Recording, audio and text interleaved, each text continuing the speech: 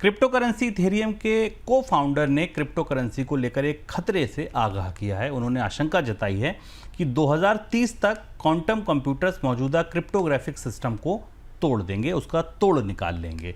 अगर ऐसा हुआ तो क्रिप्टो में साइबर चोरी के मामले बढ़ सकते हैं। इस खतरे को देखते हुए उन देशों ने क्रिप्टो एसेट को अलग अलग खातों में ट्रांसफर करना शुरू कर दिया है जहां पर क्रिप्टो को करेंसी के तौर पर मान्यता दी जा चुकी है। हालांकि 2030 में बोला था और खाते अभी से ट्रांसफर होने लगे, ये समझने वाली बात है। सर, क्रिप्टो पर ये नया खतरा क्या है जो अल सल्वाडोर, जिसने सबसे पहले मान्यता दी थी क्रिप्टो को, क्या किया उसने दरअसल?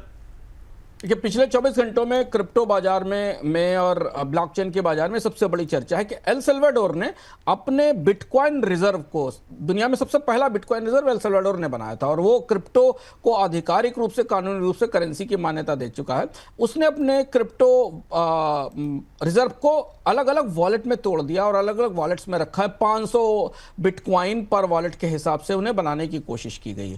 तो क्यों ये खतरा है, इतना बड़ा खतरा है, ये जो अब दिख रहा है, ये क्यों है और इस पर काफी चर्चा है। इसको हम समझने की कोशिश करते हैं। क्वांटम कंप्यूटर दरअसल बेहद तेजी से उन गणितीय समस्याओं को हल कर सकते हैं, उन सवालों का समाधान दे सकते हैं जो आज के कंप्यूटरों के लिए असंभव है।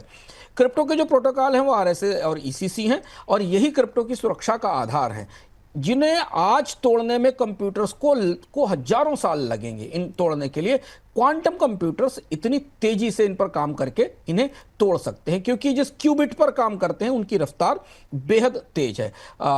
बिटकॉइन और इथेरियम जैसे क्रिप्टो कॉइन ईसीसी का इस्तेमाल करते हैं जो वॉलेट के लेन देन को सुरक्षित बनाते हैं। और अगर क्वांटम कंप्यूटर अपने क्यूबिट से किसी की भी प्राइवेट की ढूंढ लेते हैं तो वॉलेट तोड़ सकते हैं, फर्जी लेन देन कर सकते हैं और उन्हें क्रिप्टो चुरा सकते हैं। हालांकि विशेषज्ञ मान रहे हैं कि 2030 तक ऐसा हो पाएगा। पहले बड़े पैमाने पर क्वांटम कंप्यूटर नहीं आएंगे। पर एल सल्वाडोर ने ऐसा क्यों किया?